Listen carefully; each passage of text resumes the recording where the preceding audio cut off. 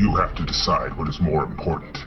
Your life, or those beautiful legs that appeared on the cover of Fitness magazine for winning the Australian 2008 Ironman competition. Die or live.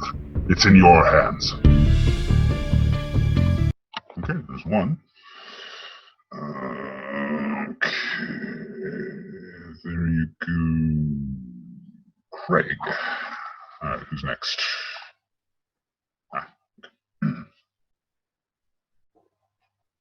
Daniela. Who the hell is that one? Oh, yeah. Hello, Daniela. Before you see a vintage typewriter connected to electrodes with wires that go to the very chair you are bound to. You will notice that the home keys, that's A, S, D, F, and JKL and semicolon, have sensors on them. Until now, you've only been typing one finger at a time, hunt and peck style. The collar around your neck had your head placed so that if you look at the keys as you type, current will flow into the keyboard, shocking your fingers. In 10 seconds, the song I Am the Very Model of a Modern Major General from Gilbert and Sullivan's 1879 comic opera The Pirates of Penzance will begin. You will have the duration of the song to type the lyrics accurately without spelling errors, or 40,000 volts of electricity will run through your body. Die or live, it's in your hands.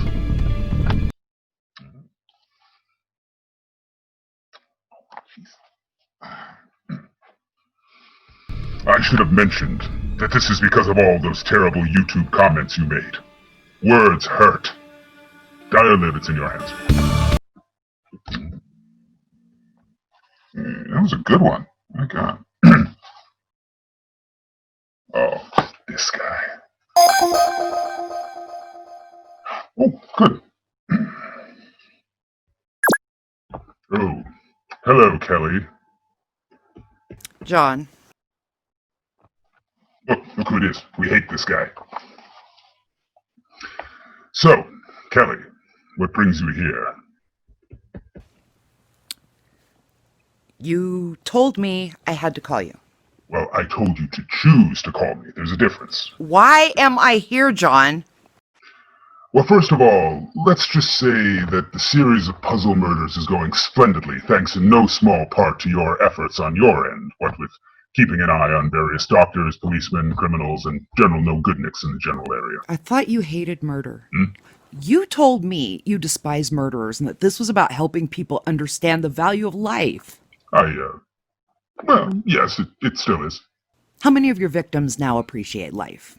Fully 4 people now appreciate life. Out of? Like 28, I think. Once again, why am I here, John? Well, as you know, my plans are meticulous. And just to show you how next level my thinking is, I have even taken into account that sooner or later, one of our subjects will take his revenge on me. His or her revenge? Oh, no, I'm sure it's going to be a he. What makes you think that? Oh, I've got my eye on a fella. Is he one of the 4? 4 who? One of the 4 who not only survived, but now understand the value of life. Your little Stockholm gang? Oh, you mean Philip, Mercer, Janine, and secret name I can't say? That group's all good. No, it's gonna be, one of the people on here. Out there. Really. So, it's someone you haven't hit yet? That's right. Then why not skip them? You know, sometimes I think you just don't understand the plan. I've literally never understood the plan. Look, the point is that once I've been killed, why, it's going to be up to you to avenge me. Avenge you? Oh yes, it will be glorious. I do things during the day. You know, I have a job and commitments. I have a whole presentation I'm doing in Newark next year, and I'm still nailing down the dates.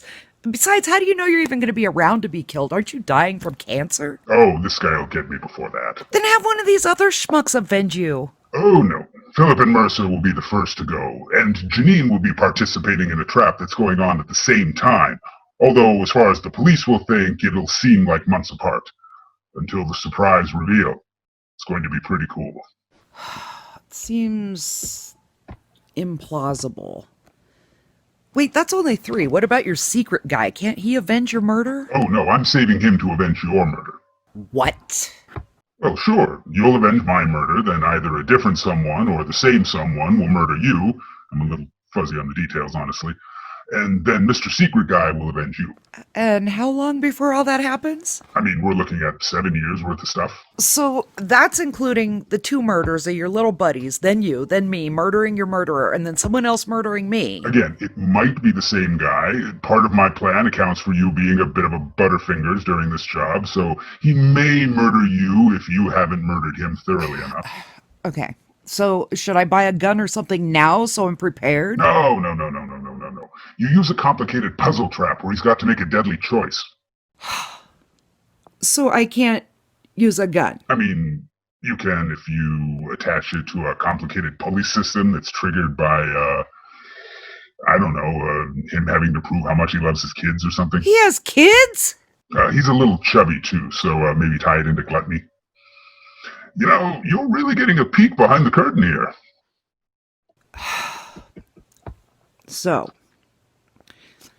he kills you. I try to kill him. I screw it up. He kills me, or he tries. And then someone, maybe him, kills me, and then your mystery guy kills him. See, when you lay it all out, it's simple.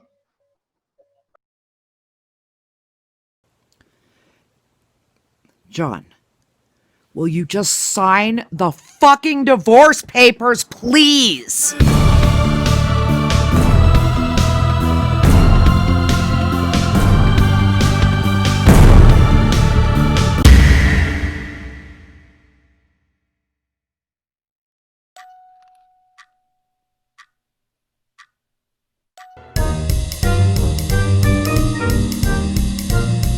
Hi, I'm Kimberly Dorrington, and welcome to Talking Culture. Last week, we spoke with the world's first superhero, the Backup, aka Yetta Carlson, now retired. And today, we're following up with former supervillain, author, entrepreneur, and wife of Yetta Carlson, Nefaria Carlson. Hello, Kimberly. Hello. You can hear me all right? I can hear you just fine. How are you? I'm good. Well, today I'm good. Are you normally not good, or? No, it's a joke, like people remember me when I was bad. Ah. So, you have not been active as a supervillain since... Oh, for almost 35 years, I think. Wow, has it been that long? I'm older than I look. Yes. I think it's interesting that you still kept the, My look? Yes. Well, this is casual for me. You're probably too young to remember how out there I used to be. There's very little of me the world hasn't seen. So, let's go back to when you first began as a supervillain. First of all, is it all right to call you that? It's fair if you're talking about who I was then, sure. When did you start? Well, I got my powers in my teens. Telepathy, telekinesis, that's mainly what I have. Couldn't you fly? Well, that was always really telekinesis. I can levitate myself, but it's the same as being able to pick up stuff with my mind. I'm just picking up me. And you still have your powers? Yeah, and 1 or 2 others that have popped up. Such as... I know if you said shit about me on the internet and where you are. Not kidding. You have been pretty outspoken on Twitter these days. Well, I always had a mouth on me. These days the internet is the only place you can get away with being evil. Speaking of such, what made you decide to become a supervillain? Okay, well, first of all, I never had that thought, and this is key if you're going to understand supervillainy. I never thought, I want to be a supervillain.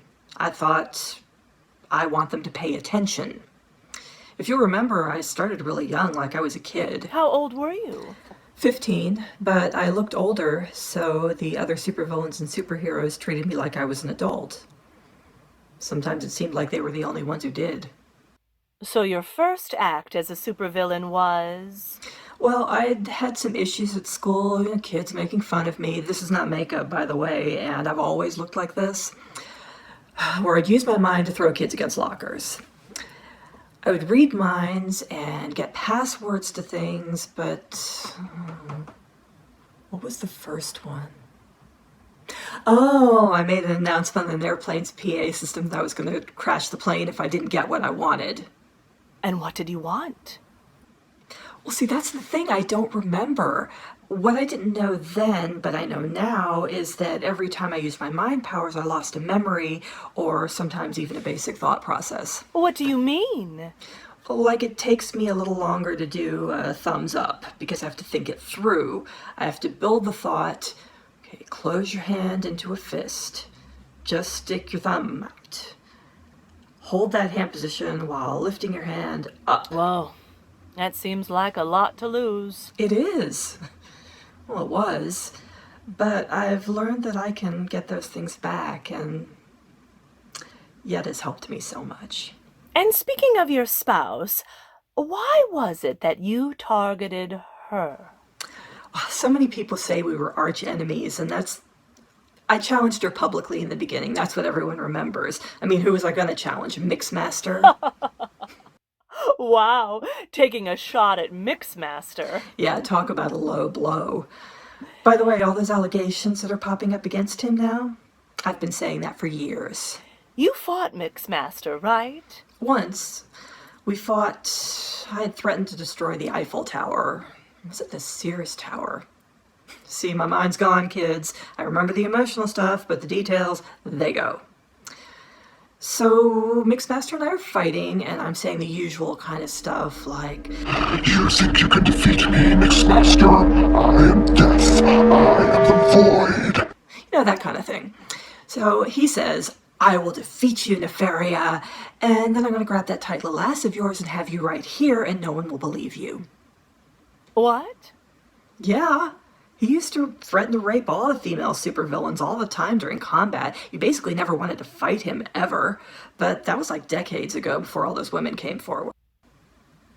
But we could talk the whole show about that, and we shouldn't. Right. So yeah, I challenged the backup to a fight because, well, she's the one. And you two tangled a few times. Yeah. Was there ever any hint that you'd one day... End up together? Well, she would say no, but there was a moment. We were fighting at the Grand Canyon. This was during the Necronomicon event, where like every superhero and every supervillain all seemed to be fighting each other at once all over the world. Anyway, she's hitting me with super punches, and I'm using my telekinesis to soak up her hits, because at that point I was powerful enough to save that energy and use it on her. And we're both standing there, staring at each other, and we both yell like, ah, like a battle cry, and run at each other. And she swings, and I use my psychic fist, and wham, we both just nail each other. We fall into the Grand Canyon, hitting all these rocks on the way down. And our outfits get all torn up, and we're all bloody, and we hit. And then we're both just done. Like, we're done. I'm out! Yeah. So we're both laying there, and I look over at her, and at that point, I'm just too wiped to be, well, me. And she's lying there, and well, this is like the backup. I'd never seen her not trying to beat me up or take me in. And like her shoulders and arms she was in good shape.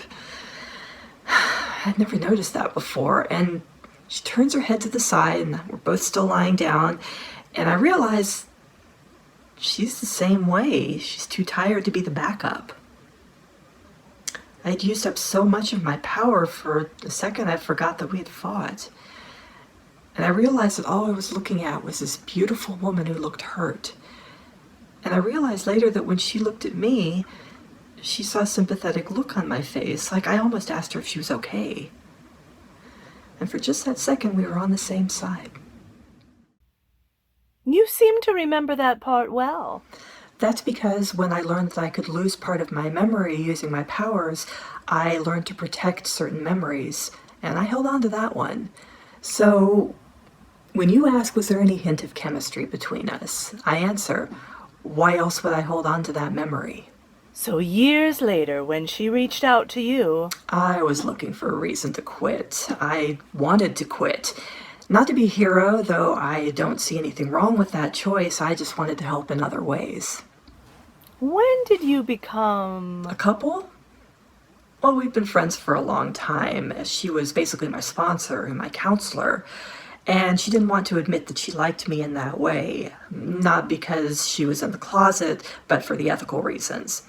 But like I said, I think those feelings were always there in one way or another. And then there's your work with teenagers. Yeah, I started working with gang kids doing some villain outreach stuff. And you've worked as a consultant with the government? It's one of the reasons I'm not in a supermax right now, yeah. Would you say that Yetta Carlson is the biggest reason? Yes. She changed my life in every way, and I will never be able to pay her back in the way that she deserves. I'm sorry, that was a real supervillainy way to say that. Well, you know what I mean. I love Yetta. She's a real hero. Not just to the world, but to me. One last question. Why did you keep the name Nefaria? It didn't seem right to lie about who I was. I want people to remember all of me, even the bad stuff. Maybe because I can't? But I didn't want to lie. I don't want to lie anymore. That doesn't mean I don't want to be bad from time to time. That's all the time we have. Thank you for coming here. Oh, are we already done? That was so fast. Yup. Thanks for joining us on Talking Culture. You can pick up Nefaria Carlson's book, The Super and the Woman, at the web address on the screen. It's a fiction book, people. Don't get excited. I wrote it when I was 20. Thanks again. See you next week.